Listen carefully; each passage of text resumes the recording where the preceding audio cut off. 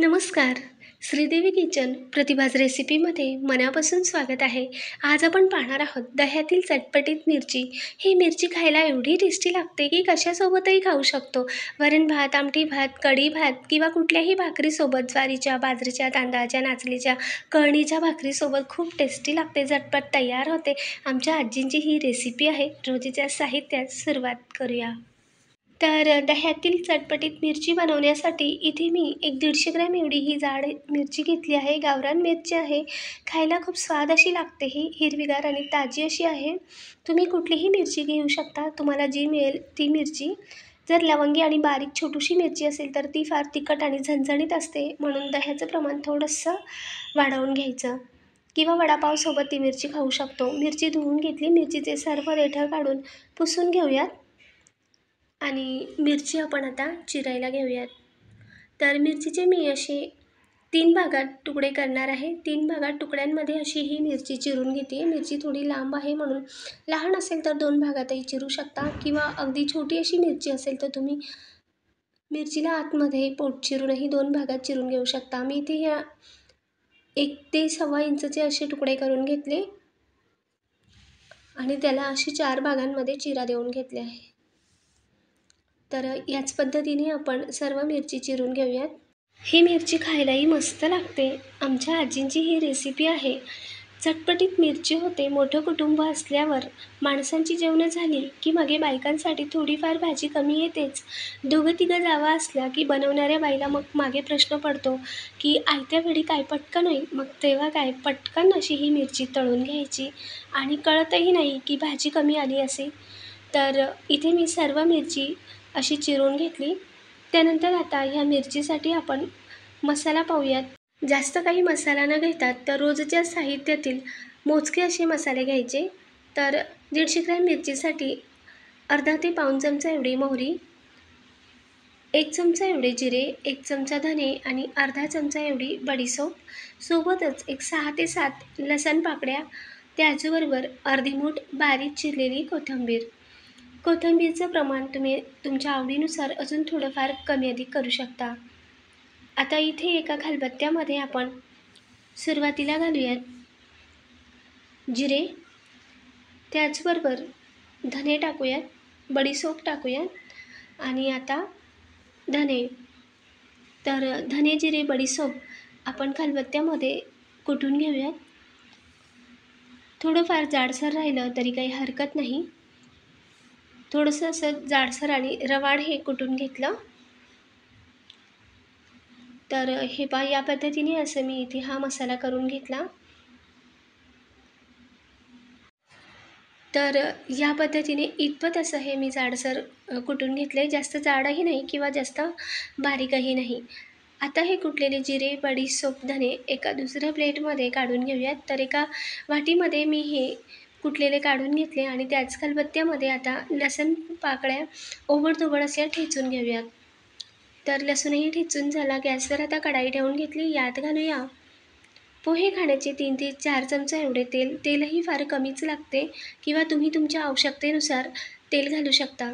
तेल गरम झाल्यानंतर आता यात मोहरी टाकायची. मोहरी चांगली फुटू द्यायची.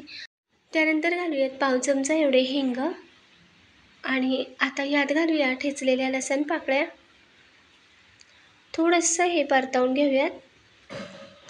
गॅस मी अगदी मध्यम ते मंद आचेवर केला आणि आता यात घालूया चिरलेली मिरची. लसूण थोडासाच रंग बदलला की तेव्हाच मिरची घालायची, म्हणजे मिरचीसोबत भाजताना लसूणही मग लालसर होऊन जातो. म्हणून लसूण जास्त न लाल करता थोडासा तांबूस रंगावर आला की मिरची घालायची.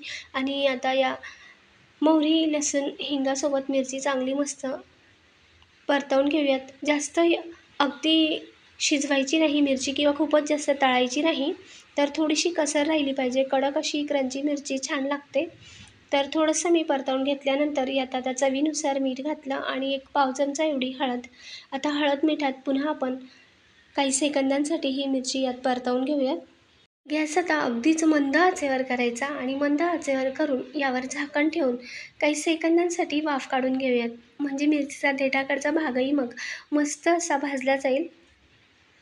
तर एक 30 ते 40 सेकंदांनंतर आता झाकण काढून घेतले. तर मिरची आपल्याला अजिबात जास्त अशी तळायची नाही किंवा जास्तच भाजून घ्यायची नाही. आणि आता यात घालूया जो आपण मसाला करून घेतला होता, कुटलेले धने, जिरे, बडीशेप तो घालूयात आणि त्यासोबतही 1 ते 2 मिनटं असे मस्त परतवून घेऊयात. गॅस मी अगदीच मंद आचेवर असा ठेवला आहे, मध्यम ते मंद आचेवर. मोठ्या आचेवर जास्त मिरची तळून घ्यायची नाही, थोडंसं असं कसरत राहिली पाहिजे, कडक अशी राहिली पाहिजे मिरची. वरून थोडेसे डाग पडले की मग घालायची याच्यात 2 ते 3 चमचा फेटलेले दही. गॅस आता अगदीच मंद आचेवर करून दही घालायचे आणि दह्यात हे मस्त असं मिक्स करून घ्यायचं. तर एकसारखं दहीमध्ये ही मिरची मिक्स करायची. गॅस मंद आचेवर करून चांगलं मस्त दह्यात परतवून घेतलं तर आता कुठेही तुम्हाला दही दिसत नाही आणि मस्त ही मिरची तळली गेली आहे दह्यात. मिरचीच्या आतपर्यंत दही मुरलं आहे आणि मस्त अशी दह्यामध्ये परतवून घेतली. गॅस आता बंद केला. वरून घालूयात भरपूर अशी चिरलेली कोथिंबीर आणि मस्त गरमागरम आपली मिरची तयार आहे. अगदी झटपट होते आणि तेवढीच खायला टेस्टीसुद्धा लागते. एकदा करून पहा, नक्कीच तुम्हाला आवडेल. तर हे पहा, तुम्ही पाहू शकता अगदीच मिरची मऊ झालेली नाही आहे, पण मिरची ही आतपर्यंत शिजली आहे. इतकी मस्त दिसायला दिसते आणि खायलाही तेवढीच टेस्टी लागते. आता मिरचीसोबत खाण्यासाठी इथे मी भाकरी बनवून घेतली. तर बाजरीची भाकरी मस्त अशी पातळसर थापून त्यावर असं पाणी लावून घ्यायचं आणि पाणी हे थोडंसं असं सुकत आलं की मग नंतर भाकर उलट करायची. तर पाणी लावल्यावर आता काही सेकंद अशीच भाकर राहू द्यायची आणि पाणी थोडंसं आपल्याला वाटते की सुकते तेव्हा भाकर आपण अशी उलट करून घ्यायची. तर एका बाजूने मस्त अशी भाकरी भाजली गेली. आता दुसऱ्या बाजूने चांगली मस्त भाकर भाजून घेतली. तर टाचून-टाच अशी ही भाकर भाजायची म्हणजे मस्त फुगते. पापड छान येतो भाकरीला. आता उलट करून गॅस मोठ्या आचेवर करायचा आणि भाकरी मग मस्त अशी फुगते. आता गरमागरम बाजरीची भाकरी मी इथे बनवून घेतली. कुठल्याही भाकरीसोबत ही मिरची फार टेस्टी लागते. खायलाही अगदी रुचकर आणि खमंग अशी. तर टम्म अशी भाकरी फुगली, काढून घेतली आणि चारही बाजूने मस्त भाकरी भाजली गेली आहे. आता या गरमागरम भाकरीवर आपण मिरची वाढूयात आणि त्यासोबत कांदा. खूपच मस्त असं जेवण होतं. चटपटीत मिरची अगदी भाकरीसोबत खूप टेस्टी अशी लागते. तांदळाच्या, नाचणीच्या कुठल्याही भाकरीसोबत किंवा आमटी भात असेल, वरण भात असेल, कढी भात असेल तेव्हाही तुम्ही ही मिरची बनवू शकता. आता पाऊस पडतोय म्हणून मी ही मिरची बाजरीच्या भाकरीसोबत खाते. खूप छान अशी ही मिरची झालेली आहे. तुम्ही पाहू शकता अगदी टेस्टी अशी ही मिरची लागते. तेवढीच रुचकर आणि खमंग अशी झालेली आहे.